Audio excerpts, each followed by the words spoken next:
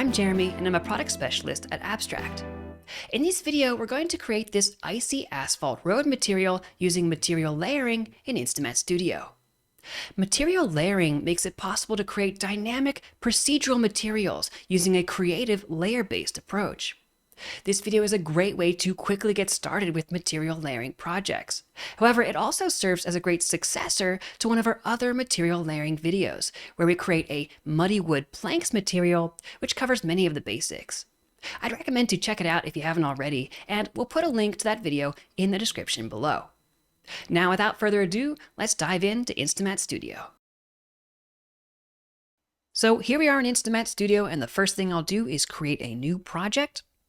I'll go ahead and hit material layering and choose to create a project without a template. Now, the material that we'll be creating today is an icy asphalt road.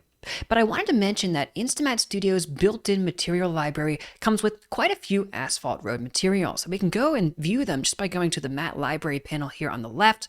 And I'll go ahead and clear this out. And you can see if we go to the materials section here, we have a vast library of those materials. And if I type in something like road, you can see we have a ton of customizable road materials that we can use in our projects. And so you can see as I scroll down here, we have many asphalt roads here that we can use, such as this one here, which is nice and clean. We also have one that's have a bit more potholes and some puddles and things like that. And so we can use these already created road materials in our projects and tweak their dynamic parameters to quickly dial in the look and feel that we're going for.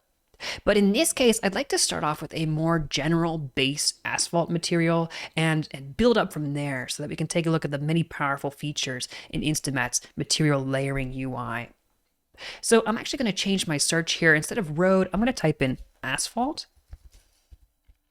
You can see we have a bunch of different asphalt materials here. And the one I'm looking for is the asphalt chip seal material.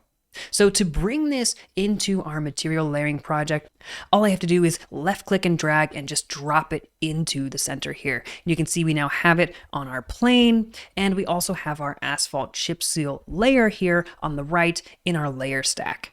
So now what I can do is I can click on the layer here, and you can see we have a bunch of panels. I can just go to the layer element settings panel.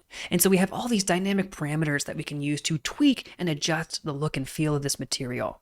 So in this case, what I want to do is I'm going to tweak the scale. So actually, if I bring this down all the way to something like 1, you can see we have all this amazing detail in this material. This is a procedural material that was created in InstaMAT using the element graph, using nodes. And so in this case, I'm going to adjust the scale and increase it all the way up to 5 in this case, because I want to be able to view this material from a larger scale, from a distance further away. And I think 5 looks good in this case.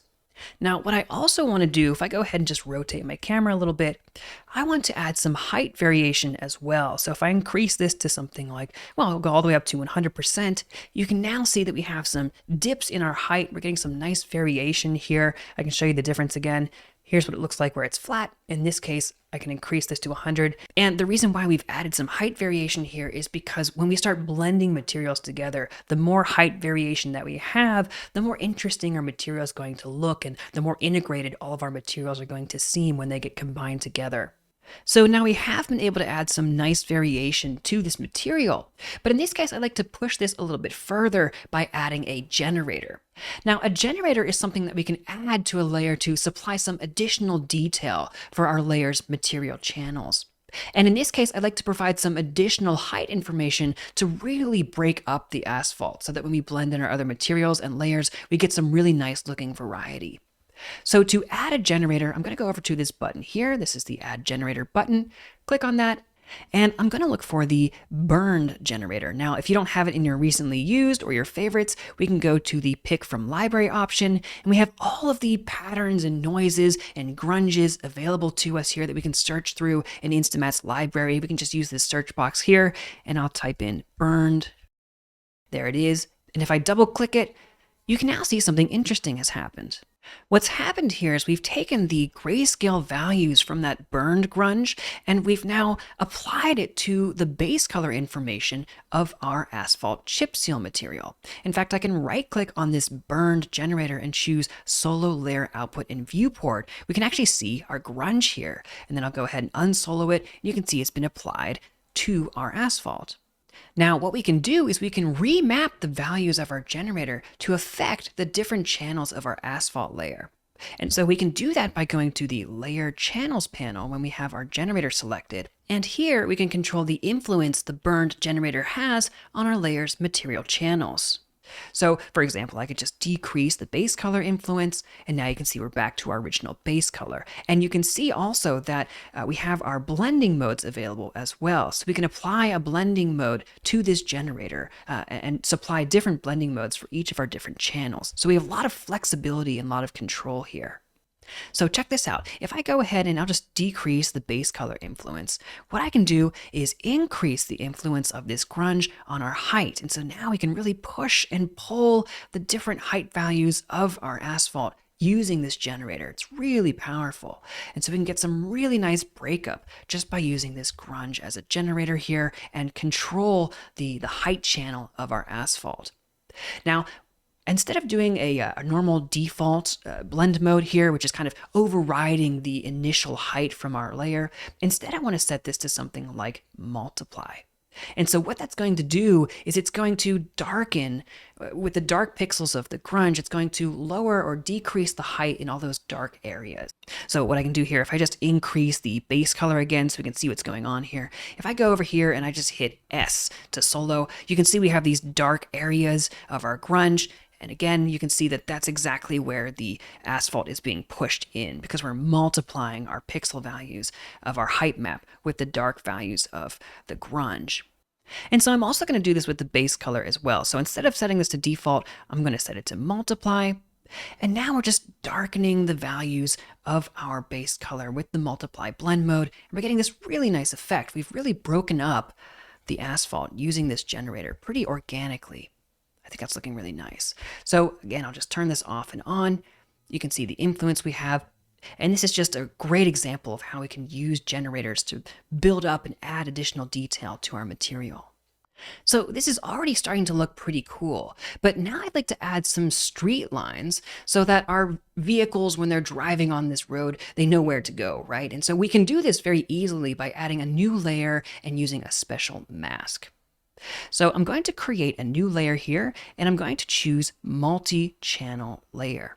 And I'm going to call this paint lines. So I'll just double click this here, call it paint lines. And you can see, we can kind of see our layer show up here. If I go ahead and increase the blend offset, we can control, where this particular layer shows up on our material. And that's pretty useful when we have different layers that are, combining together and blending naturally.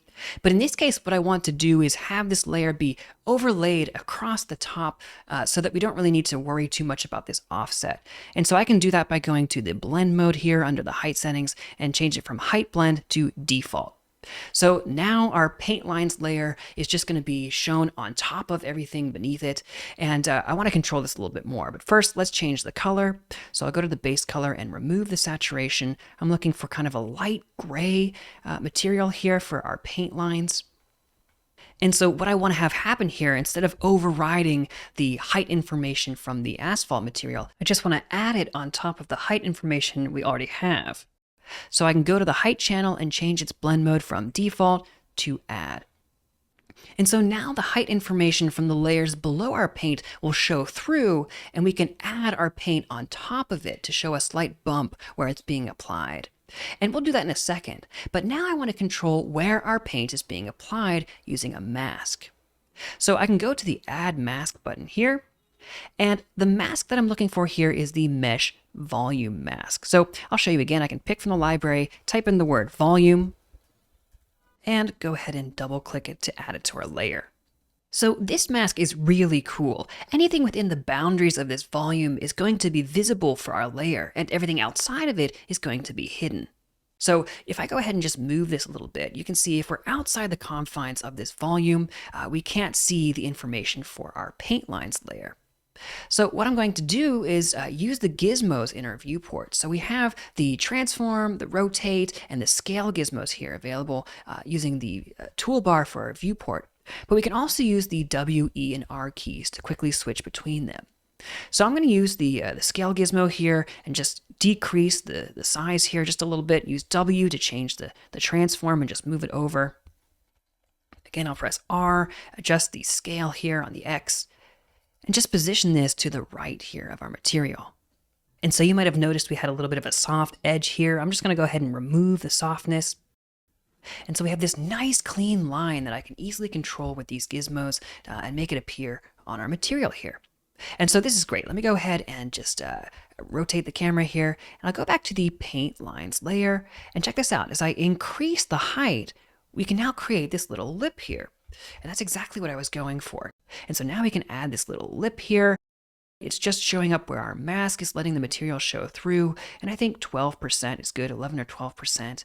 And so now it looks like our paint has this really nice thickness, this natural thickness that you would expect from street paint.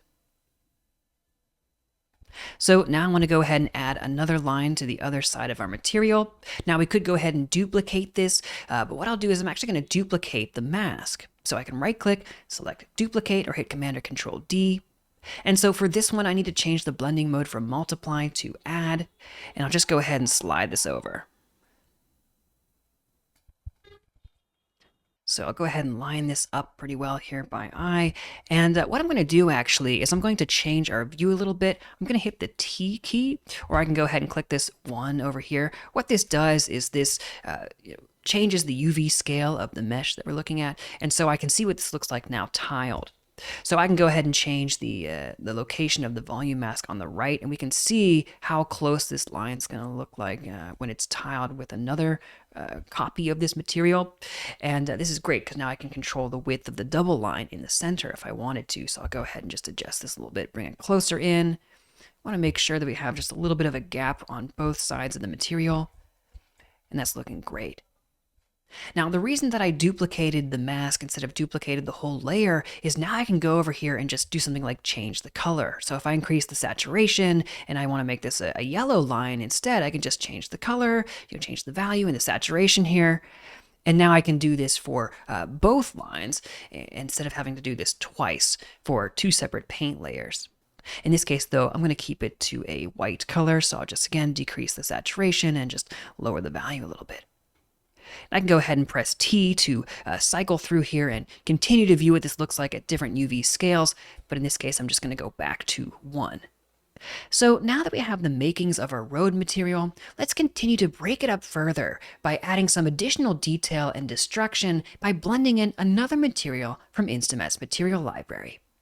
So I'm going to go over to our library again, and this time I'm going to search for fractured asphalt. And you can see we have a few to choose from. I'm going to use the fractured asphalt coarse material. And again, I'm going to left click and drop this into our area here in the middle. And you can see that it naturally blends with our original asphalt chip seal material. This looks really nice. Now I'm just going to go over and click on the fractured asphalt coarse layer and go to the height information in our layer channels panel and just adjust the blend offset to control how much of this fractured asphalt coarse layer we're going to see in our material. And this looks really great. So let's just go ahead and tweak this. I just want a little bit of it showing through, and I think that looks pretty good for now.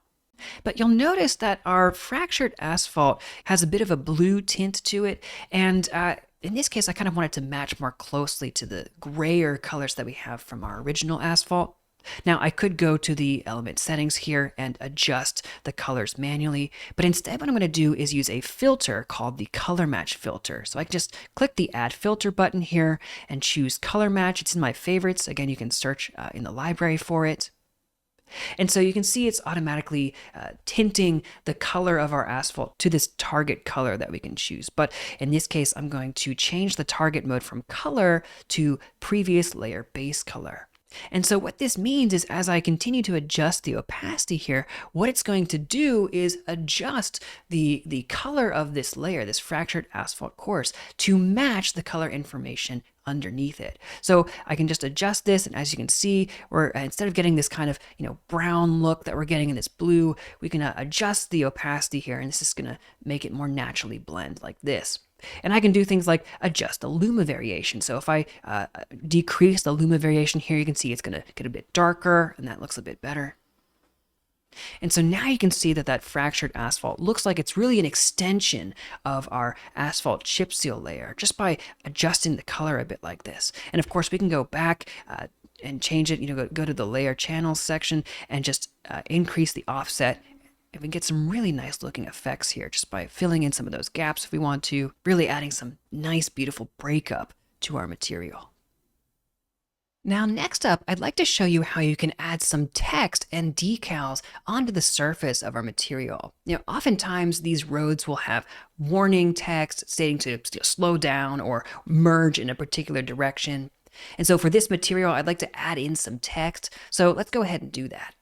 I'm going to create another layer here. I'll click the Add Layer button, and this time I'm going to choose Element Layer. And so again, we can pick from the different resources that we have in the InstaMAT library, or also your user library. You can add additional materials and patterns and lots of different resources into your own custom user library. And I'll go ahead and add a link in the description below to show you how you can do that. But in this case, I want to search for a node that's built into InstaMAT's library. I'm going to go to Patterns, and I'm going to type in Text. So here we can find the text node. I'll go ahead and just double click it to bring it in.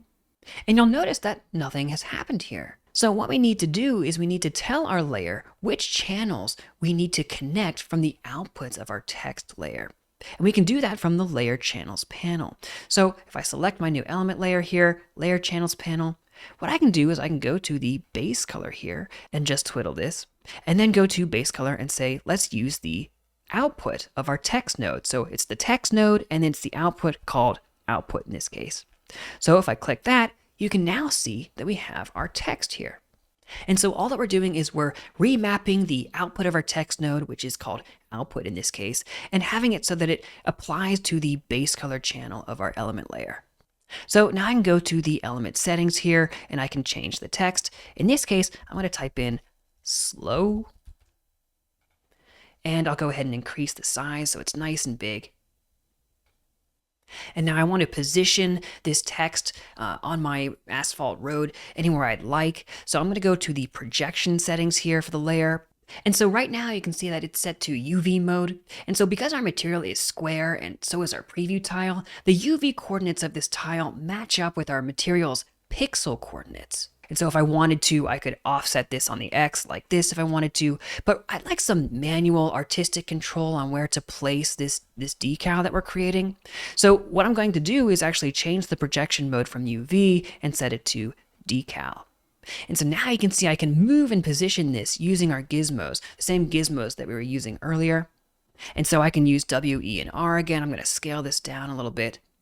In fact, I want to reset some of this. So I'm going to go and reset the offset. So I can just right click and say edit value and just set this to 0. So I know that I'm right in the middle of my material, and then hit W. And I just want to place this up to the top, just like this. Now, many times you might notice that text on roads, they don't necessarily look like this. They have to be able to stretch out the text so that when you view it from the vehicle, it looks natural. When you view it from the side, it looks stretched and elongated. So I'm actually going to hit the R key to bring up the scale gizmo, and I'm going to stretch this out like this. And maybe I'll just press W to move it over slightly. So you get that nice parallax effect where it looks natural from here, but from the side, it's really elongated. So I'm going to start with something like that for now, but we can always change this later. But I think that looks pretty good. Now I wanted to mention something about this layer here. If we go to the Layer Channels panel, you'll notice that we have something called the internal mask. Now because the text node has an output named mask, InstaMAT was smart enough to recognize that we want to use that mask output from the text node as the internal mask for this element layer. Now, that doesn't happen all the time, and we're actually going to take a look at an example of where we need to set this manually. But this is pretty cool. So now you can see that the reason why we don't have any black areas around our text is because InstaMAT recognized that there was a mask output from our text node and automatically hooked it up here. And so what we're going to do is actually alter this internal mask to add some natural wear effects to our text. So to add that wear effect, we're going to add another generator. So I'll go up here to my layer. Let's go ahead and rename this. I'm going to call it text for now because we can always change the text later. And let's go ahead and add another generator. In this case, I'm going to use the dirt2, but again, let's search for it. So I'll type in dirt and we have all these awesome dirt grunges that come with InstaMAT. Let's go ahead and use that dirt2. And so we can see what it's doing. It's assigning the grayscale values of the dirt grunge to the base color channel of our text layer. And so I think I'm going to keep that for a little bit. I'm going to go ahead and, influence this. So maybe as the cars were driving past, we get some of that oil and that extra dirt and grime from the tires coming off onto the surface of our text. But also notice that we have that internal mask channel available as well. So I could go ahead and just, increase this, and there we go. We're just eating away at the different parts of the mask, which is really, really cool.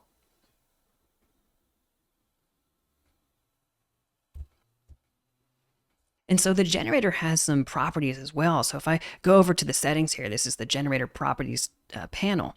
If I go and change the balance or the contrast, I can make this so that it eats away at our text a lot more deliberately. We can adjust the balance again and get something that looks like that, or we can soften this by lowering the contrast. So we have a lot of really nice control here with our generators.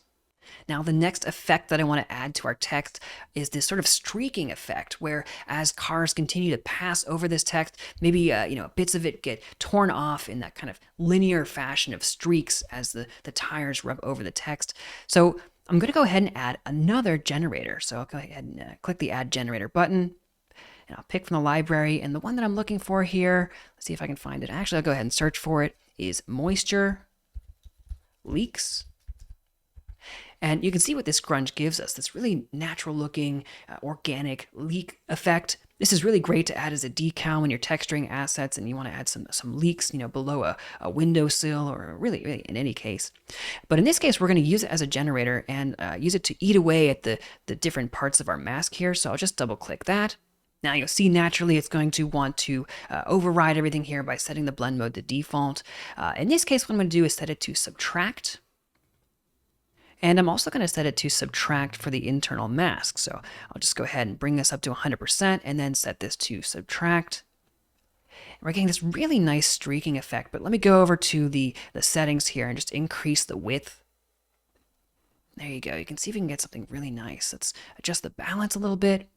Maybe the dirt is coming off a bit strong, so maybe I'll just go ahead and decrease the base color and the internal mask just a little bit so we can see those streaking effects a bit better. Hop back over to our leaks. Go ahead and adjust the width here.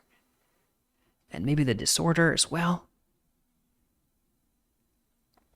Really cool. We got lots of fine-tuned control over how we set this up.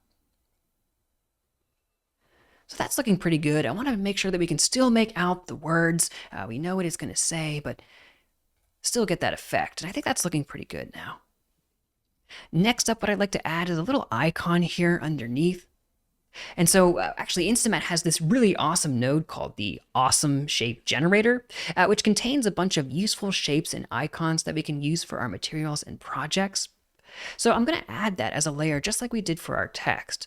I'll just go ahead and add a new element layer here. This time I'll type in awesome.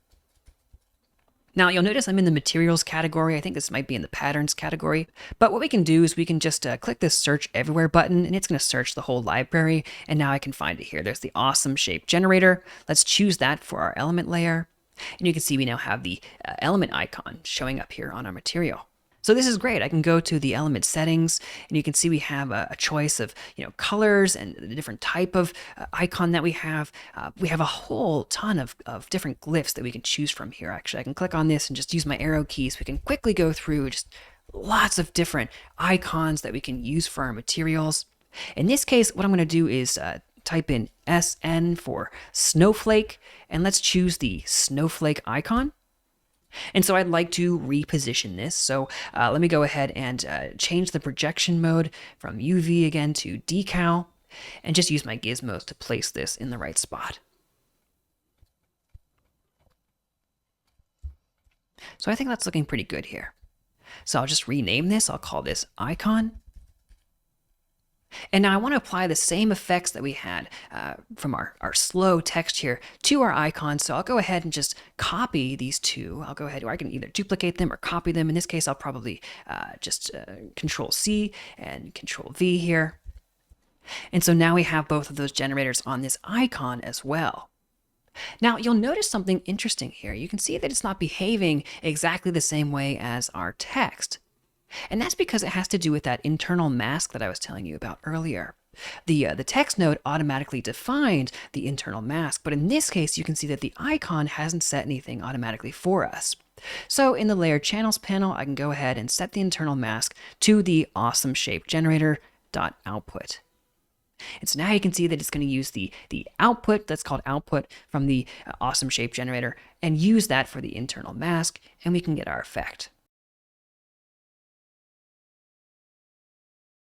And this is one of the things I really like about generators, is that we can stack up these different generators to each have different types of influences on each other. And we're really creating this procedural process in this very artist-friendly layer-based approach. I can go into the Dirt 2 and I can adjust the influence of the base color just for the snowflake if I wanted to. I can go into the leaks of the text and I can change things like the detail amount or the disorder and just tweak this to my heart's content.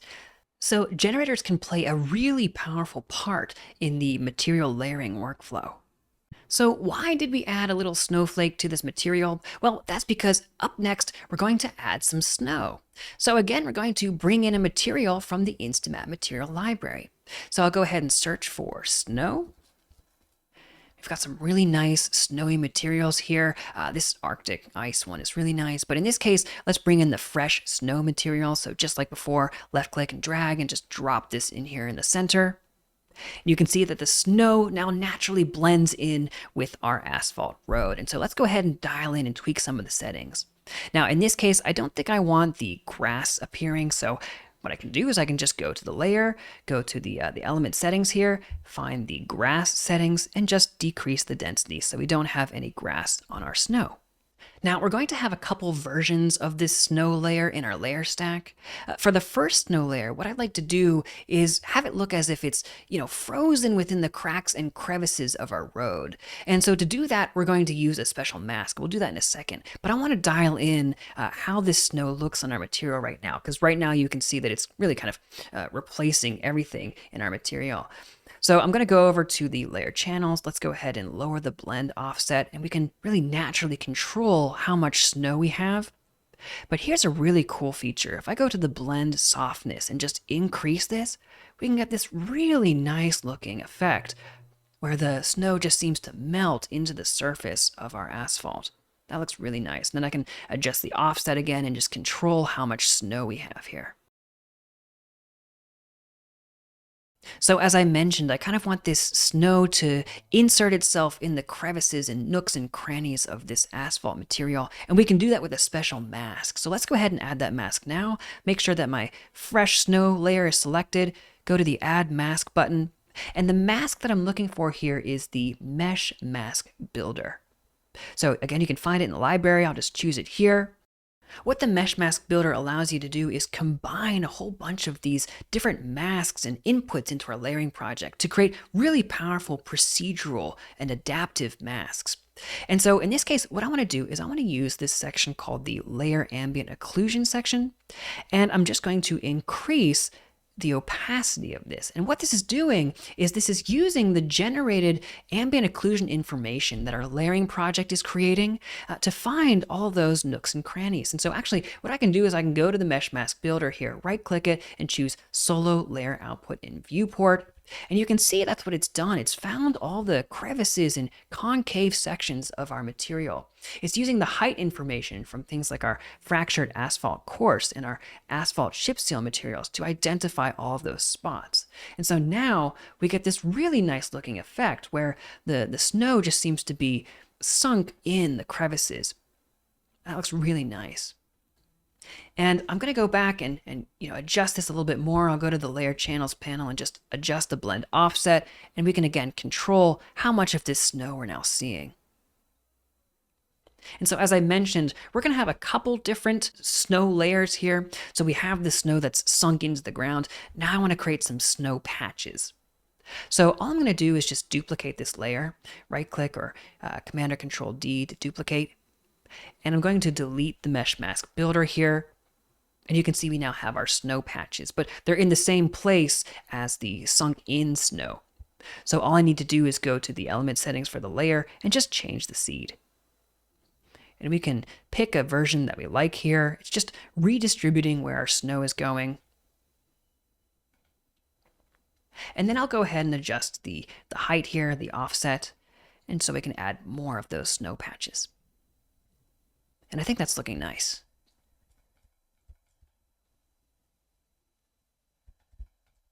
So now we have some natural looking patches of snow, but I wanted to show you how you could manually add or remove some snow using InstaMAT's 3D paint engine. So this is pretty cool. Let's go ahead and clean up our layer stack here. We've got fresh snow. Let's go and call this snow patches. And I always like to group my layers together, so I'll just select these two by holding Shift and clicking on the other one and clicking the Add Group button. I'll call this snow. Let's group these as well. I'll call it decals. And not only is it great to be able to group these together just from an organizational standpoint, but also what we can do is we can adjust all of the layers within these groups by adding things like masks and adjusting the blending mode for the entire group itself. So that's really, really powerful. But in this case, I want to show you how we can manipulate the snow using InstaMAT's painting engine. So I'm going to select the snow patches and I'm going to add another mask here. And I'm going to use the Mesh Mask Painting Mask. So I'll click that. And so you can see all our snow disappears. That's because our mask is set to multiply and it's completely black by default. So in this case, I'm actually just going to switch this to subtract. And then I can use the Command or Control button and left click and drag to increase the size of my brush. And so now what I can do is I can just paint over certain areas to remove the snow in places that I don't want it to appear. And so I could hit E, that's also the same as pressing the eraser button here, to go ahead and bring back some of that snow, and then hit B to again remove some. That's because our mask is set to subtract. And if I want to view the mask, I can go ahead and solo it. I can right click and choose to solo here, and you can see that's the mask that we're creating. I'll hit the S to bring this back. And I think what I want to do is I actually want to paint over where my decal is, where my icon is, so that no matter where the snow ends up, I can still see a little bit of that snowflake. Same thing with my text. I want to make sure we can see the text, and I can go ahead and adjust this further. I'll go ahead and hit E so we can make this look a little bit more natural. Bring back some on the edges a little bit. Now, if I wanted to paint in some snow manually, that's pretty easy to do too. Let me just go ahead and duplicate this. And let's go ahead and just delete this painting mask for now, and I'll just call this Add Snow. And let's go ahead and bring this up so that it's, completely covering our entire material, just very much like that. Go ahead and add another painting mask, and it's set to multiply now. So if I go ahead and just paint anywhere, I can just add in some snow wherever I'd like. Again, hit E for the eraser, change my brush size, and you can use any of the brushes that we have in InstaMAT. I'm just using a very simple one in this case. We can also use things like dynamics to change the size, flow, and position of the different strokes that we're creating based on pressure sensitivity of a tablet, for example. But I can very easily just paint in some snow here if I'd like.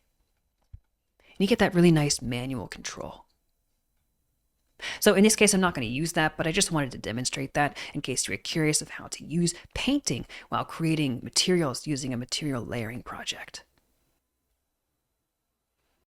Now, the last layer that I'd like to add to our material is a layer of ice. And we can accomplish this pretty easily in InstaMAT using a multi-channel layer.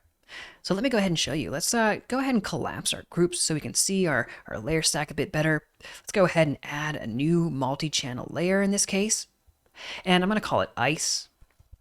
I'm going to go to the layer channels and just increase the blend offset so we can see what's going on here. So I can add more of our layer here so that it seeps through the cracks of all of our different layers that we have. It's doing this with that height blend mode, which is great. I want to keep that in this particular case, but I don't really want my ice to be this solid blue color. So what I'm going to do is only use the roughness channel in this case, and also the height. So let me just lower the influence of the base color. And so now you can see that the base color from the other layers are showing through, but now we've got that roughness information showing where our layer is. And so actually, if I decrease the roughness so it's all the way black, this is a really great way to add water to your material. So we can adjust the blend offset here so we can add more or less water. It's a really cool effect. But it's a bit too cold for water in this case, so let me go ahead and bring this up. What I want to do is increase the roughness so we get more of that icy look. But to really sell the ice effect, we need to add some variation to the roughness. And so you might already be thinking, all right, what we're going to do now is add a generator. And that's right, we're going to add a generator to affect the roughness for our ice. So let's make sure that we have our ice layer selected. Let's add a generator. In this case, I'm going to again use that burned grunge. It's a great, really great grunge in the library. So let's go ahead and tell it to affect the roughness channel. And right away, you can see we can get this really nice looking ice effect. Let's go ahead and bring up that blend offset for our height so we can really see this a lot better. Now I get a really cool shimmery ice effect. You do not want to drive on this road. If we want to completely freeze it over like that, looks really cool.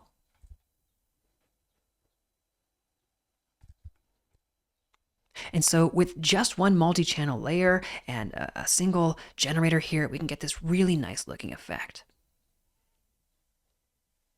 And so now we've done everything to complete our material here.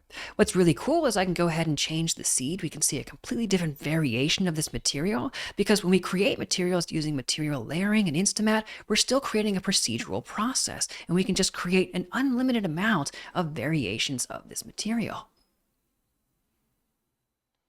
But the last thing that I want to do here now is expose some of the parameters that we have here to make this material a little more customizable as we use it in our other projects. And so what I want to do is expose the text and also the icon here. And that's pretty easy to do. Let's go into our decals folder. I'll go to the text and go to our element settings. And I can right click on the text parameter and choose expose as input parameter. Now, if I go over to the layering project editor, you can see under parameters, we have the text parameter exposed. Let's also expose the icon. I'll go ahead and right click on the glyph property and choose expose as input parameter. And there it is. Let's also give this material a name. I'll call it Icy Asphalt Road. And go ahead and save our project. So now, just as an example, I'll go ahead and create a new project here. I'll go into the element graph, just create a blank element graph, and let's go into our package management panel. And I'm just going to drag in our Icy Asphalt Road material into the graph. You can see we're instancing it as a node, and we can see our procedural material here. So I'll go ahead and right click and choose preview as 3D material. And there it is, our procedural Icy Asphalt Road material. Let's make some room. And maybe I want to change some of these settings. So instead of slow, maybe I want it to say stop. So I'll type in stop. And you can see it updates there. We can change the icon. So maybe instead of a snowflake, we've got a couple different ones here, right? We can do snowman in this case. And there it is. So there's lots of customization options here. Those are just two of the parameters that we had available to us, but we can choose any of the parameters that we had from our asphalt road or from our snow, for example. Really, really powerful. And so this is how we can create powerful, dynamic, procedural materials using material layering in InstaMAT Studio. Thanks for watching this video where we focused on creating procedural materials using InstaMAT's material layering project type. In this video, we looked at how generators can be useful to supply additional information to your layers. If you'd like to learn more about these layering concepts, subscribe to our YouTube channel. Here we have an ever-expanding library of videos covering the ins and outs of InstaMAT. Well, that's it for now. Thanks for watching, and we'll see you in the next video. If you enjoyed this video, drop us a comment below and don't forget to subscribe. For the latest news about InstaMAT, please visit our website and follow us on Twitter. You can find all the links in the video description below. Thanks for tuning in, and we'll see you in the next one.